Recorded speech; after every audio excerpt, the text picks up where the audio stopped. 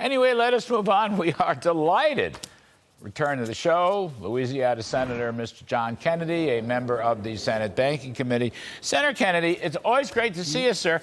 I mean, look, Powell, why can't Powell say it's prices that are the problem? Why does he have to go after the economy? I mean, I would think that scares the heck out of, ordinary working folks. They kind of see this headline. They're not monetary experts, and they're saying, why is he trying to destroy my job? I don't understand Powell at all.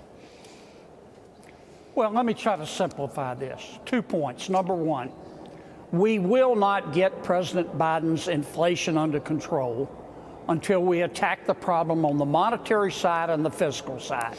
We're doing it on the monetary side by raising rates. Congress has to do its part on the fiscal side by reducing the rate of growth of spending and the rate of growth of debt accumulation. Point two, here's what Chairman Powell knows, but he can't say because he doesn't want to roil the markets. Chairman Powell is raising interest rates to try to slow the economy, to tamp down President Biden's inflation. How do you measure that? You measure that through the unemployment rate. Since the 1950s, we have had 10 instances when inflation was too high and we had to get it down. In every one of those instances, those 10 circumstances, in order to reduce inflation by 2%, we had to raise unemployment by 3.6%. Now, inflation right now is 6.5%, and the unemployment rate is 3.4%. So do the math. That means, based on history, going all the way back to 1950, if Congress doesn't help, in order to get inflation back to 2%, the Federal Reserve has got to raise interest rates to 10.6%. Am I recommending that he do that? No.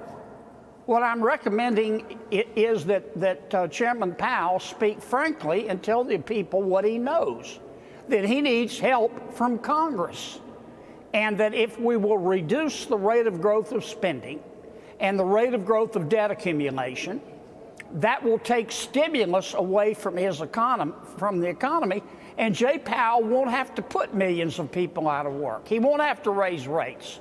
But he's going to do it, Larry. Jay Powell is not going to go down in history as the Federal Reserve chairman who let inflation get out of control. He's serious as 4 heart attacks and a stroke. And if he's got to raise rates to 10%, I believe he'll do it. Well, so, Senator, okay. There's a couple of things you said that I really like, and there's at least one thing that I'm not sure about.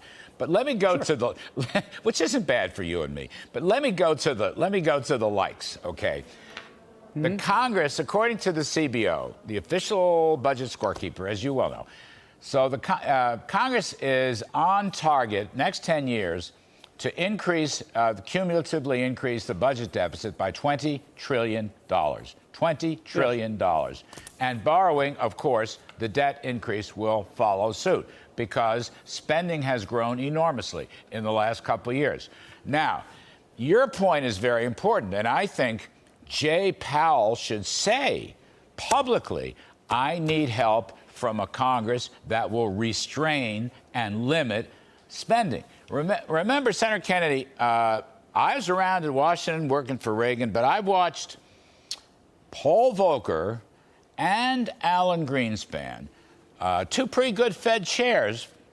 They both publicly almost, created deals with Congress and the White House to get spending and deficits down. And they did it in a very public way. And I think Jay Powell ought to say that. Jay Powell says he's in love with Paul Volcker. I once worked for Paul Volcker. Volcker was Reagan's Fed chairman. Volcker was, publicly said, get the deficit down. That's what Jay Powell needs. He could get some help there. Well, Paul Volcker defeated inflation, but he didn't do it alone. Paul Volcker told President Reagan, he said, look, Mr. Volcker, am going to do my job. I'm going to raise interest rates. But he said, President Reagan, you have got to help me on the fiscal side. And Reagan, after his initial tax cuts, as you know better than I do, became a fiscal hawk. and he lowered deficits. And so we attacked the problem of inflation on the fiscal side. Congress spent less. And on the monetary side, Volcker raised interest rates. Now, if President Reagan said, I'm not going to help, I'm just going to keep spending money like it was ditch water, Volcker would have gotten inflation under control. But Lord knows how high he would have had to raise interest rates, which puts millions of people out of work. And none of this is complicated, as you well know, Larry. And Jay Powell knows that everything I'm saying is true.